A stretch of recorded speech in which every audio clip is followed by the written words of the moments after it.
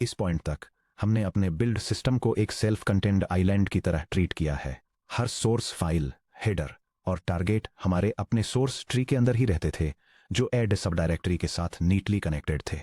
लेकिन C++ development की real world में कोई भी सब कुछ स्क्रैच से नहीं लिखता।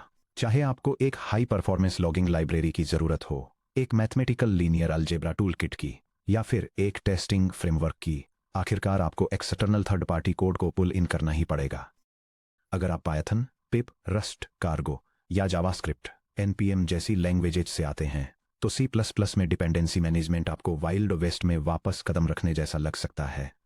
क्योंकि C++ बिना किसी unified binary API, application binary interface, standard के सीधे नेटिव मशीन कोड में कंपाइल होता है, इसलिए यहां कोई single central official package manager नहीं है। एक लाइब्रेरी आपके सिस्टम पर शेयर्ड लाइब्रेरी .so या .dylib या .dll, एक स्टैटिक आर्काइव .a या .lib, प्योर हेडर फाइल्स के एक सेट, या गिटहब पर होस्ट किए गए रॉ सोर्स कोड की तरह आ सकती है। बिल्ड इंजीनियर्स और सॉफ्टवेयर आर्किटेक्ट्स के रूप में हमें अपने सोर्स ग्राफ को पॉल्यूट किए बिना इन एक्सटर्नल डिपेंडेंसीज को लोकेट, कॉन्फ़िगर और लिंक करने के लिए क्लीन और रिपीटेबल तरीकों की जरूरत होती है। मॉडर्न CMake आपके टारगेट ग्राफ में एक्सटर्नल लाइब्रेरीज को लाने के लिए 3 मेजर स्ट्रेटेजीज प्रोवाइड करता है। फाइंड पैकेज होस्ट सिस्टम पर पहले से इंस्टॉल्ड प्री कंपाइल्ड लाइब्रेरीज या CMake मॉड्यूल्स को लोकेट करता है। PKG config integration PKG check modules का यूज करके classic Unix package configuration tool के साथ CMake को ब्रिज करता है। Fetch content CMake configuration time पर सीधे गिट रिपोजिटरीज या आर्काइव URLs से थर्ड पार्टी सोर्स कोड को ऑटोमेटिकली डाउनलोड, बिल्ड और इंटीग्रेट करता है। आइए हर टेक्निक को एक्सप्लोर करें, समझें कि उन्हें कब यूज करना है, और एक कंप्लीट एंटरप्राइज ग्रेड पाइपलाइन बनाएं जो हमारे मॉड्यूलर टारगेट ग्राफ में थर्ड पार्टी डिपेंडेंसीज को सीमलेसली लिंक करती है। Section brake system library discovery find package CMake में एक्सटर्नल लाइब्रेरीज यूज करने का क्लासिक और time tested approach find package है। USR या lib या libg.so या C या प्रोग्राम फाइल्स या foo.lib जैसे एब्सोल्यूट लाइब्रेरी सर्च पाथ्स को हार्ड कोड करने के बजाय, जिससे पोर्टेबिलिटी तुरंत खराब हो जाती है यह जब आपका टीममेट किसी दूसरे OS पर बिल्ड करता है। Find package standardized search patterns का यूज करके स्पेसिफाइड लाइब्रेरीज के लिए होस्ट मशीन को सर्च करता है। जब आप इस तरह का कोई कमांड इशू करते हैं जैसे : यह build configuration script formatting library के वर्जन 9.1.0 को लोकेट और रिक्वायर करती है। CMake FMT के लिए इंस्टॉलेशन डिटेल्स डिस्कवर करने की कोशिश करता है। अगर यह मिल जाता है तो यह इंपोर्टेड टारगेट्स क्रिएट करता है, जैसे FMT::FMT, जो FMT को यूज करने के लिए जरूरी सभी इनक्लूड पाथ्स, लाइब्रेरी फाइल्स और कंपाइलर डेफिनेशंस को एनकैप्सुलेट करता है। Find package under the hood कैसे काम करता है यह समझने के लिए आपको इसके 2 डिस्टिंक्ट ऑपरेटिंग मोड्स को समझना होगा: मॉड्यूल मोड और कॉन्फ़िग मोड। यह डायग्राम CMake बिल्ड सिस्टम के डिसीजन मेकिंग प्रोसेस को दिखाता है जब वह किसी एक्सटर्नल पैकेज डिपेंडेंसी को सर्च करता है। यह दिखाता है कि सिस्टम सबसे पहले डेजिग्नेटेड मॉड्यूल पाथ या CMake कोर में फाइंडर स्क्रिप्ट की प्रेजेंस चेक करता है। अगर स्क्रिप्ट मिल जाती है तो यह मॉड्यूल मोड में काम करता है और उस स्क्रिप्ट को एग्जीक्यूट करता है। अगर स्क्रिप्ट नहीं मिलती है तो यह कॉन्फ़िगरेशन मोड में स्विच कर जाता है और सिस्टम में पैकेज कॉन्फ़िगरेशन फाइल्स को सर्च करता है। Module mode versus config mode. Module mode में CMake find package name .CMake नाम के एक डेडिकेटेड डिस्कवरी स्क्रिप्ट को सर्च करता है। CMake OpenSSL, थ्रेड्स, OpenGL और glib जैसे पॉपुलर सॉफ्टवेयर के लिए आउट ऑफ द बॉक्स ऐसे डजन स्क्रिप्ट्स के साथ बंडल डाटा है। जब आप फाइंड पैकेज glib रिक्वायर्ड को कॉल करते हैं तो CMake फाइंड glib.CMake को एग्जीक्यूट करता है। यह स्क्रिप्ट glib हेडर्स और लाइब्रेरीज के लिए स्टैंडर्ड सिस्टम डायरेक्टरीज को सर्च करता है, जैसे USR या include, USR या लोकल या lib या C या प्रोग्राम फाइल्स। सक्सेसफुल होने पर यह glib: नाम के एक इंपोर्टेड टारगेट को एक्सपोज करता है। कॉन्फ़िग मोड क्या हो अगर लाइब्रेरी को उसके ओरिजिनल ऑथर द्वारा CMake का यूज करके बिल्ड और इंस्टॉल किया गया हो। मॉडर्न CMake लाइब्रेरीज इंस्टॉलेशन के दौरान अपनी खुद की एक्सप्लिसिट कॉन्फ़िगरेशन फाइल जनरेट करती हैं, जिसका नाम पैकेज नेम config.cmake या पैकेज नेम config.cmake होता है। जब आप find package FMT config required को कॉल करते हैं तो CMake साइड के find fmt.cmake स्क्रिप्ट को सर्च करना स्किप कर देता है। इसके बजाय यह सीधे लाइब्रेरी की खुद की इंस्टॉल्ड कॉन्फ़िग फाइल को क्वेरी करता है। कॉन्फ़िग मोड काफ़ी सुपीरियर है क्योंकि पैकेज वेंडर एक्सप्लिसिटली इसके एक्सपोर्टेड टारगेट्स, कंपाइल फीचर्स और एग्जैक्ट वर्जन स्पेसिफिकेशंस को डिफाइन करता है। यूजिंग इंपोर्टेड टारगेट्स, एक बार फाइंड पैकेज सक्सेसफुल हो जाता है तो अपने टारगेट्स में एक्सटर्नल लाइब्रेरी का यूज करना बिल्कुल आसान हो जाता है। यह बिल्ड कॉन्फ़िगरेशन स्क्रिप्ट एक इमेज प्रोसेसिंग एप्लीकेशन को कंपाइल करने के लिए एक C++ प्रोजेक्ट सेटअप करती है। यह सिस्टम पर इंस्टॉल्ड एक रिक्वायर्ड कंप्यूटर विजन लाइब्रेरी को सर्च करती है और उसकी लाइब्रेरीज को फाइनल एग्जीक्यूटेबल से लिंक करती है। डायनेमिक लाइब्रेरीज और रनटाइम पाथ्स आरपाथ। चैप्टर 7.3 में डायनेमिक लिंकिंग और शेयर्ड लाइब्रेरीज पर हुए हमारे डिस्कशन को याद करें तो कंपाइल टाइम पर शेयर्ड ऑब्जेक्ट्स जैसे .so या .dylib को खोजना तो सिर्फ आधी जंग जीतने जैसा है। जब आपका फाइनल एप्लीकेशन बाइनरी एग्जीक्यूट होता है तो ऑपरेटिंग सिस्टम के डायनेमिक लोडर को एग्जाम्पल के लिए लिनक्स पर ld.so को मेमोरी में उन डायनेमिक शेयर्ड ऑब्जेक्ट्स को लोकेट करना ही होगा। अगर फाइंड पैकेज किसी नॉन स्टैंडर्ड डायरेक्टरी जैसे /opt/custom/lib में लोकेटेड डायनेमिक लाइब्रेरी के अगेंस्ट लिंक करता है तो लॉन्च पर ./इमेज प्रोसेसर को रन करने पर वह एक एनवायरनमेंट एरर के साथ क्रैश हो जाएगा। यह सिस्टम मैसेज इंडिकेट करता है कि एक एप्लीकेशन स्टार्ट होने में फेल हो गई क्योंकि ऑपरेटिंग सिस्टम का dynamic linker standard search paths में required custom shared library file को लोकेट नहीं कर पाया। हिस्टोरिकली डेवलपर्स इसे मैनुअली OS वेरिएबल्स को एक्सपोर्ट करके फिक्स करते थे, जैसे ld library path equal to /opt/custom/lib:$ld library path. हालांकि मॉडर्न सीमेक आपके एग्जीक्यूटेबल के elf हेडर के अंदर सीधे एम्बेडेड आर पाथ यानी रन पाथ हेडर को मैनिपुलेट करके इसे क्लीन तरीके से हैंडल करता है। यह build configuration snippet build system को इस तरह कॉन्फ़िगर करता है कि वह इंस्टॉलेशन प्रोसेस के दौरान एक्सटर्नल शेयर्ड लाइब्रेरीज की लोकेशंस को ऑटोमेटिकली इंक्लूड कर ले, जिससे यह पक्का हो सके कि कंपाइल्ड एग्जीक्यूटेबल रन टाइम पर इन लाइब्रेरीज को सक्सेसफुली ढूंढ सके और उनसे लिंक कर सके। CMake install R path use link path enabled होने पर सीमेक फाइंड पैकेज के जरिए रिट्रीव किए गए हर टारगेट को इंस्पेक्ट करता है। अगर कोई टारगेट किसी नॉन स्टैंडर्ड फोल्डर में मौजूद शेयर्ड लाइब्रेरी की तरफ पॉइंट करता है तो सीमेक उस सटीक डायरेक्टरी पाथ को सीधे आपके एग्जीक्यूटेबल के बाइनरी हेडर में ही बेक कर देता है। Section break legacy system tool bridging PKG config. हालांकि मॉडर्न C++ डेवलपमेंट में सीमेक का दबदबा है, फिर भी यूनिक्स और लिनक्स सॉफ्टवेयर इकोसिस्टम का एक बहुत बड़ा हिस्सा PKG कॉन्फ़िग पर भरोसा करता है, जो एक कमांड लाइन टूल है और यह .pc पर एंड होने वाली टेक्स्ट मेटाडेटा फाइल्स के जरिए इंस्टॉल्ड C या C++ लाइब्रेरीज के लिए कंपाइलर और लिंकर फ्लैग्स को रिट्रीव करता है। फॉर एग्जाम्पल, अगर आप अपने लिनक्स टर्मिनल से पूछते हैं तो यह शेल कमांड सिस्टम के पैकेज कॉन्फ़िगरेशन टूल से उन कंपाइलर और लिंकर फ्लैग्स को रिट्रीव करने के लिए क्वेरी करता है जो पोर्टेबल नेटवर्क ग्राफिक्स लाइब्रेरी का यूज करने वाले एप्लीकेशंस को बिल्ड करने के लिए जरूरी हैं। तो ये -i/usr/include/libpng 16-lpng16 जैसे रॉ कंपाइलर आर्गुमेंट्स आउटपुट कर सकता है। अपने बिल्ड स्क्रिप्ट्स में PKG कॉन्फ़िग के शेल कॉल्स को हार्ड कोड करना एरर प्रोन होता है। फॉर्च्यूनेटली सीमेक में PKG कॉन्फ़िग नाम का एक नेटिव ब्रिज मॉड्यूल शामिल है। The PKG check modules paradigm system.pc files के साथ इंटरेक्ट करने के लिए सीमेक के inbuilt find PKG config module को इंक्लूड करें और PKG चेक मॉड्यूल्स को इन्वोक करें। यह बिल्ड कॉन्फ़िगरेशन स्क्रिप्ट एक C++ प्रोजेक्ट सेटअप करती है जो सिस्टम पर फास्ट फूरियर ट्रांसफॉर्म लाइब्रेरी को लोकेट करने के लिए पैकेज कॉन्फ़िग यूटिलिटी का यूज करती है। इसके बाद यह इस एक्सटर्नल लाइब्रेरी को एक मॉडर्न बिल्ड टारगेट की तरह इंपोर्ट करती है और इसे प्रोजेक्ट के मेन एग्जीक्यूटेबल प्रोग्राम से लिंक करती है। PKG चेक मॉड्यूल्स में इंपोर्टेड टारगेट आर्गुमेंट की पावर पर ध्यान दीजिए। बिना इंपोर्टेड टारगेट के PKG check modules global raw string variables जैसे कि FFTW इंक्लूड डियर्स और FFTW लाइब्रेरीज को पॉपुलेट कर देगा।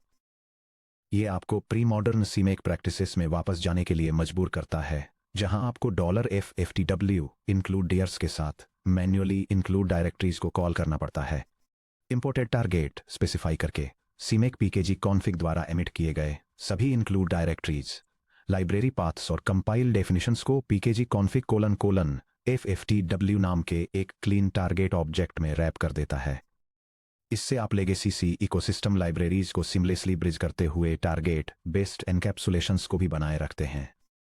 Section break dot dot 3 automated source integration colon modern fetch content find package या पीकेजी कॉन्फ़िग के जरिए सिस्टम इंस्टॉल डिपेंडेंसी डिस्कवरी का एक फंडामेंटल फ्लॉ है कोलन डेवलपर मशीन इनकंसिस्टेंसी। क्या होता है जब आपका टीममेट आपके प्रोजेक्ट को विंडोज पर बिल्ड करता है जहां PKG config by default exist नहीं करता? क्या होता है अगर आपका CI/CD सर्वर एक पुराना उबंटू LTS वर्जन रन करता है जिसमें केवल FMT वर्जन 7.1 इंस्टॉल्ड है, लेकिन आपके प्रोजेक्ट को एक्सप्लिसिटली FMT वर्जन 9.1 के नए फीचर्स की ज़रूरत है? Classic it works on my machine वाली प्रॉब्लम को एलिमिनेट करने के लिए मॉडर्न सीमेक, जिसे वर्जन 3.11 में इंट्रोड्यूस किया गया था और जो 3.14 प्लस में मैच्योर हुआ, फेच कंटेंट मॉड्यूल प्रोवाइड करता है। ये अस्यूम करने के बजाय कि डिपेंडेंसीज होस्ट ऑपरेटिंग सिस्टम पर पहले से इंस्टॉल्ड हैं, फेच कंटेंट सीमेक को third party source code repositories को सीधे गिटहब, गिटलैब या रॉजिप आर्काइव्स से कॉन्फ़िगर टाइम पर डाउनलोड करने, उन्हें आपके कोड के साथ इन ट्री टारगेट्स के रूप में बिल्ड करने और उनके टारगेट्स को सीधे आपके डिपेंडेंसी ग्राफ में स्टिच करने की अनुमति देता है। यह डायग्राम आउटलाइन करता है कि build configuration system external dependencies को कैसे मैनेज करता है। बिल्ड सेटअप के दौरान सिस्टम एक रिमोट रिपोजिटरी से एक एक्सटर्नल लाइब्रेरी का सोर्स कोड एक डेसिग्नेटेड लोकल डायरेक्टरी में डाउनलोड करता है। इसके साथ ही ये लाइब्रेरी को इंटीग्रेट करने के लिए बिल्ड ग्राफ को अपडेट करता है, जिससे इसके टारगेट्स प्रोजेक्ट को कंपाइल करने के लिए तुरंत एक्सेसिबल हो जाते हैं। ### The fetch content workflow. Fetch content का यूज करने के लिए 2 एसेंशियल कमांड्स की जरूरत होती है। फेच कंटेंट डिक्लेयर ये स्पेसिफाई करता है कि लाइब्रेरी कहां से लानी है, जैसे गिट URL टैग या कमिट या HTTP लिंक।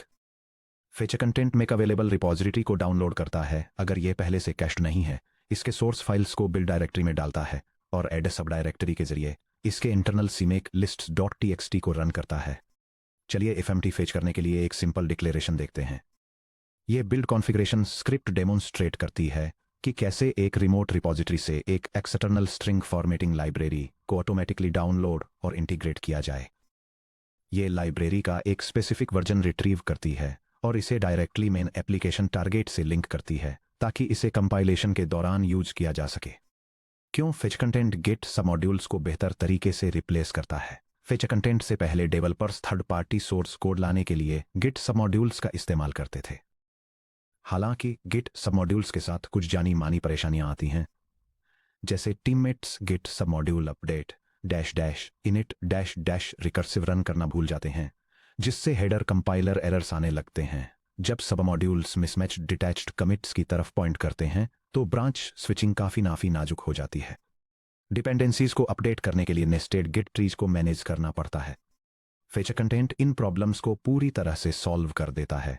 डिपेंडेंसी कॉन्फ़िगरेशन पूरी तरह से आपके प्रोजेक्ट की वर्जन कंट्रोल सीमेक lists.txt फाइल के अंदर रहता है। जब कोई टीममेट आपकी रेपो को चेकआउट करता है और सीमेक -b बिल्ड रन करता है, तो सीमेक बिना किसी होस्ट सिस्टम पैकेज कॉन्फ़िगरेशन की ज़रूरत के विंडोज़ लिनक्स और मैकओएस पर सटीक लाइब्रेरी वर्जन्स को ऑटोमेटिकली डाउनलोड कैश और बिल्ड कर देता है। Section break. Hands on practical case study, एक एंटरप्राइज एप्लीकेशन बिल्ड करना।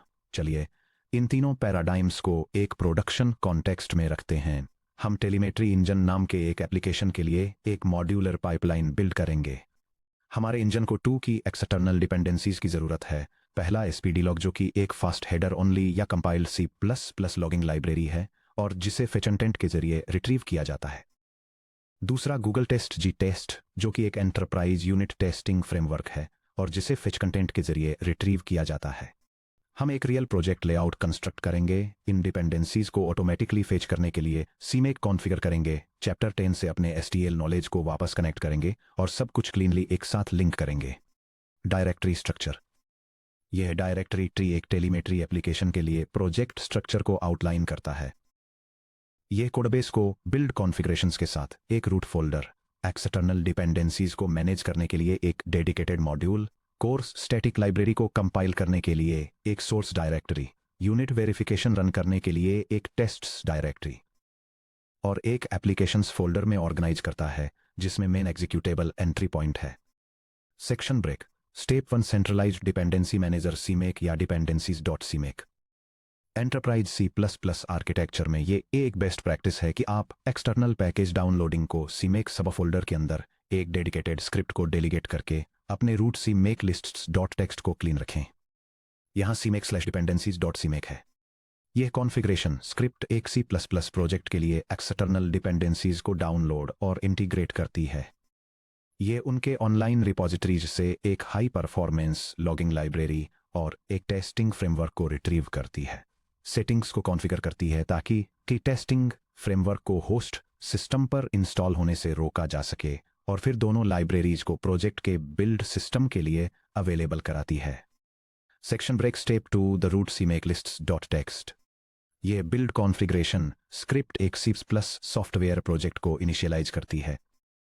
यह रिक्वायर्ड बिल्ड टूल वर्जन और प्रोजेक्ट डिटेल्स को स्पेसिफाई करती है, मॉडर्न C+ लैंग्वेज स्टैंडर्ड्स को एनफोर्स करती है, ऑटोमेटेड टेस्टिंग को इनेबल करती है, एक्सटर्नल डिपेंडेंसीज को पुल इन करती है और सोर्स कोड, एप्लीकेशन और टेस्ट डायरेक्टरीज को इंक्लूड करके प्रोजेक्ट को ऑर्गेनाइज करती है।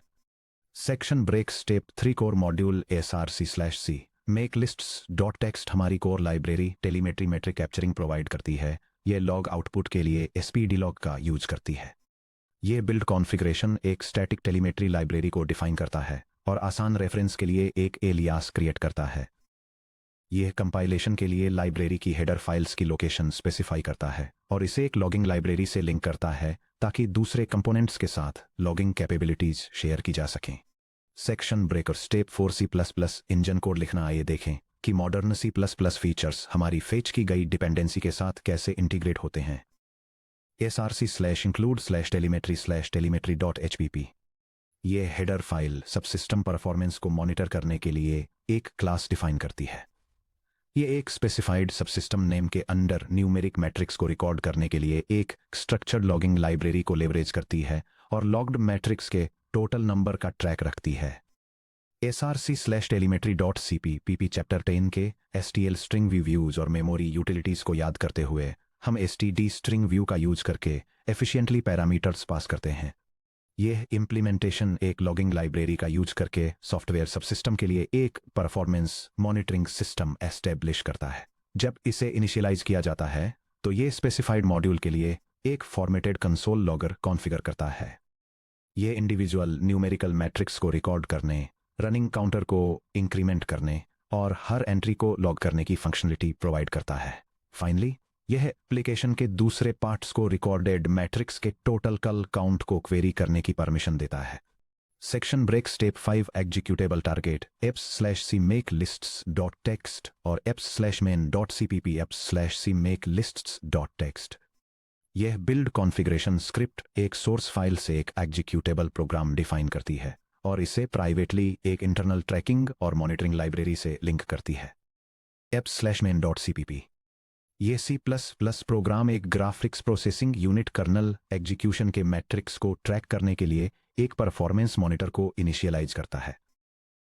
यह मेमोरी बैंडविड्थ है और कंप्यूट यूटिलाइजेशन के लिए स्पेसिफिक परफॉर्मेंस डेटा रिकॉर्ड करता है और फिर रिकॉर्ड किए गए मैट्रिक्स के टोटल काउंट के साथ टेलीमेट्री रन के सक्सेसफुल कंप्लीशन को इंडिकेट करने वाला एक लॉग मैसेज आउटपुट करता है। Section break step 6 test target test/cmake lists.txt और यूनिट टेस्ट कोड। अब आइए देखें कि हम अपने टेलीमेट्री मॉड्यूल को ऑटोमेटिकली टेस्ट करने के लिए फेच कंटेंट के जरिए फेच किए गए गूगल टेस्ट को कैसे वायर अप करते हैं। टेस्ट्स या CMake lists.txt ये बिल्ड कॉन्फ़िगरेशन स्क्रिप्ट एक टेलीमेट्री टेस्ट फाइल का यूज करके एक टेस्टिंग एग्जीक्यूटेबल सेटअप करती है। यह कंपाइल्ड टेस्ट सुइट को टेलीमेट्री लाइब्रेरी और टेस्टिंग फ्रेमवर्क के मेन एंट्री पॉइंट दोनों के साथ लिंक करती है। फाइनली ये ऑटोमेटिक डिस्कवरी और एग्जीक्यूशन के लिए इन टेस्ट्स को बिल्ड सिस्टम के टेस्ट रनर के साथ रजिस्टर करती है। टेस्ट या टेस्ट telemetry.cpp ये C++ unit test Google test framework का यूज करता है ताकि यह वेरीफाई किया जा सके कि एक telemetry performance monitor recorded matrix को सही तरीके से काउंट करता है। यह एक मॉनिटर को इनिशियलाइज करता है, असर्ट करता है कि ये 0 मैट्रिक्स के साथ स्टार्ट होता है, 2 मेजरमेंट्स रिकॉर्ड करता है और फिर वेरीफाई करता है कि टोटल काउंट अपडेट होकर 2 हो गया है। Section break step 7 configuring building और टेस्टिंग। चलिए देखते हैं कि क्या होता है जब हम इस प्रोजेक्ट को टर्मिनल में स्क्रैच से बिल्ड करते हैं। यह कमांड लाइन सीक्वेंस दिखाता है कि सीमेक का यूज करके C++ प्रोजेक्ट को कैसे कॉन्फ़िगर, बिल्ड, रन और टेस्ट किया जाता है। सबसे पहले यह एक रिलीज बिल्ड को कॉन्फ़िगर करता है और spdlog और गूगल टेस्ट जैसी एक्सटर्नल डिपेंडेंसीज को डाउनलोड करता है। इसके बाद यह एप्लीकेशन को पैरेलल में कंपाइल करता है। फिर यह लॉगिंग आउटपुट को वेरीफाई करने के लिए कंपाइल टेलीमेट्री एग्जीक्यूटेबल को एग्जीक्यूट करता है। आखिर में यह टेस्ट सूट को रन करने और किसी भी फेलियर को रिपोर्ट करने के लिए टेस्ट रनर का यूज करता है। सी टेस्ट से आउटपुट।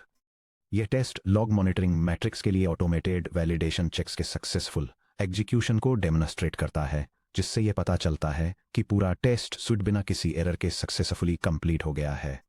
देखिए हमने क्या हासिल कर लिया है। होस्ट सिस्टम पर जीरो मैनुअल सॉफ्टवेयर इंस्टॉल्स की ज़रूरत के बिना सीमेक ने ऑटोमेटिकली spdlog और गूगल टेस्ट डाउनलोड कर लिया, उनके बिल्ड ऑप्शंस को कॉन्फ़िगर किया, उन्हें स्टैटिक लाइब्रेरी टारगेट्स की तरह कंपाइल किया, उनके इनक्लूड्स को इंजन टेलीमेट्री में बाइंड किया, हमारे टेस्ट्स को कंपाइल किया और सी टेस्ट वेरिफिकेशन को एग्जीक्यूट किया। Section break enterprise decision matrix सही स्ट्रेटेजी चुनना।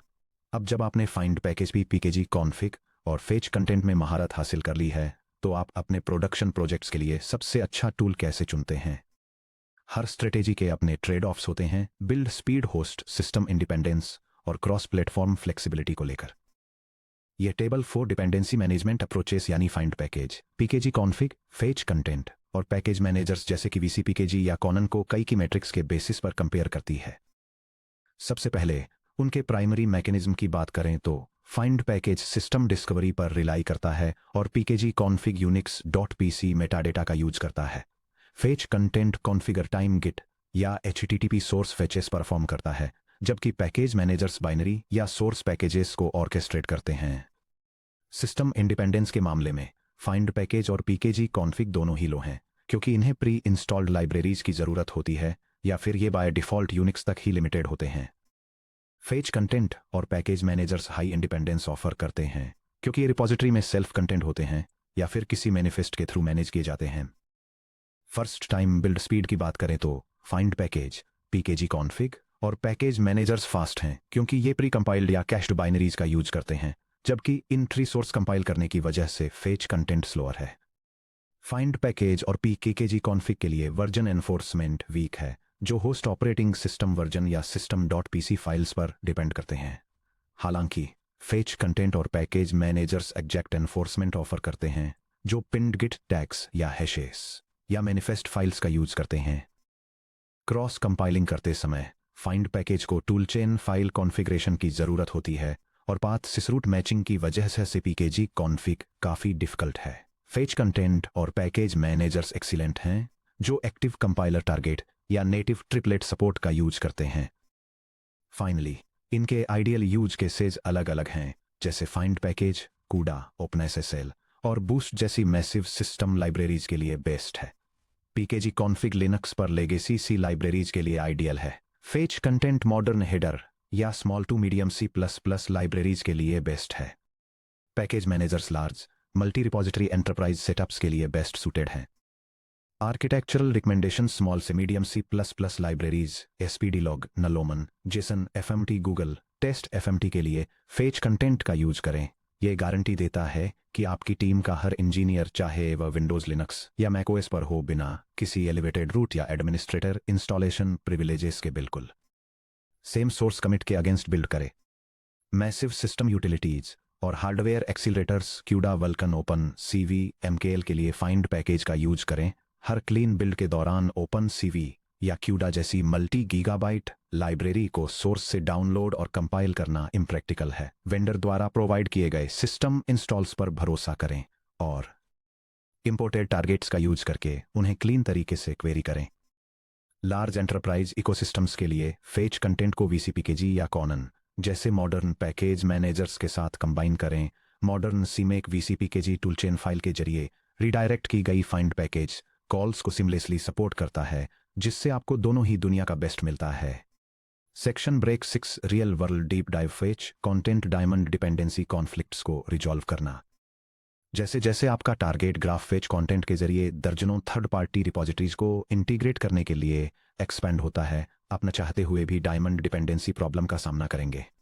मान लीजिए आपका टेलीमेट्री इंजन प्रोजेक्ट लिब ए और लिब बी को फेच करता है, लेकिन लिब ए और लिब बी दोनों इंटरनली एफएमटी की अपनी कॉपी डाउनलोड करने के लिए फेच कंटेंट का यूज करते हैं। यह डायग्राम एक डिपेंडेंसी कॉन्फ्लिक्ट इलास्ट्रेट करता है, जहां एक टेलीमेट्री इंजन 2 डिफरेंट लाइब्रेरीज पर डिपेंड करता है, जो बदले में सिम फॉर्मेटिंग लाइब्रेरी के 2 कॉन्फ्लिक्टिंग वर्जन्स रिक्वायर करती हैं। अगर लिब ए और लिब बी दोनों अलग अलग वर्जन टैग्स के साथ fetch content make available FMT को इन्वोक करते हैं, तो सीमेक एक कॉन्फ़िगरेशन एरर थ्रो करेगा, क्योंकि टारगेट एफएमटी को एक ही बिल्ड ग्राफ में 2 बार क्रिएट नहीं किया जा सकता है। The solution first declaration wins policy CMake का फेच कंटेंट एक strict first declaration wins rule को फॉलो करता है। जब fetch content make available FMT invoke होता है, तो सीमेक चेक करता है कि क्या एफएमटी के लिए कोई कंटेंट पॉपुलेटर पहले से डिक्लेयर किया गया है। अगर ऐसा है, तो सीमेक सब डिपेंडेंसीज में गहराई में मौजूद सभी subsequent fetch content declare FMT calls को इग्नोर कर देता है। वर्जन कॉन्फ्लिक्ट्स को रिजॉल्व करने के लिए सब डायरेक्टरीज या चाइल्ड लाइब्रेरीज को ऐड करने से पहले अपने टॉप लेवल प्रोजेक्ट फाइल में सभी एक्सटर्नल डिपेंडेंसीज को डिक्लेयर करें। यह बिल्ड कॉन्फ़िगरेशन स्क्रिप्ट डेमोन्स्ट्रेट करती है कि एक सॉफ्टवेयर प्रोजेक्ट में एक्सटर्नल डिपेंडेंसीज को कैसे मैनेज करना है। यह दूसरी डाउनस्ट्रीम लाइब्रेरीज को डिफाइन करने से पहले टॉप लेवल पर एक फॉर्मेटिंग लाइब्रेरी का स्पेसिफिक वर्जन डिक्लेयर करती है। इससे यह एंश्योर होता है कि बाद की सभी dependencies automatically primary formatting library version को इनहेरिट और यूज कर लें, जिससे पूरे प्रोजेक्ट में कंसिस्टेंसी मेंटेन रहे। अपनी हायरार्की के टॉप पर शेयर्ड डिपेंडेंसीज को डिक्लेयर करके आप अपने पूरे सॉफ्टवेयर आर्किटेक्चर में लाइब्रेरी वर्जन्स पर पूरा कंट्रोल रखते हैं। Section break host package discovery system bridges और ऑटोमेटेड सोर्स फेचिंग के अनलॉक होने के साथ आपका CMake toolchain complex multi module C++ architectures को मैनेज करने के लिए स्केल करने में कैपेबल है। हालांकि एंटरप्राइज मॉडर्न C++ डेवलपमेंट सिर्फ CPU होस्ट एग्जीक्यूशन पर ही खत्म नहीं होता है। हाई परफॉर्मेंस सॉफ्टवेयर जो रियल टाइम ग्राफिक्स पाइपलाइंस से लेकर डीप लर्निंग कंप्यूटिंग इंजनों तक फैला हुआ है, उसमें GPU जैसे स्पेशलाइज्ड हार्डवेयर एक्सीलेटर्स को टारगेट करने की जरूरत होती है। 11.7 cross platform build configuration preparing CMake for C++ and CUDA compilation में हम अपने सीमेक बिल्ड टारगेट्स को native CPU compilers G++, Clang++ और MSVC से आगे एक्सटेंड करेंगे, ताकि एनवीडिया के NVCC कंपाइलर और मॉडर्न सीमेक के first class CUDA language integration का यूज करके हेट्रोजीनियस होस्ट या डिवाइस बिल्ड्स को ऑर्केस्ट्रेट किया जा सके।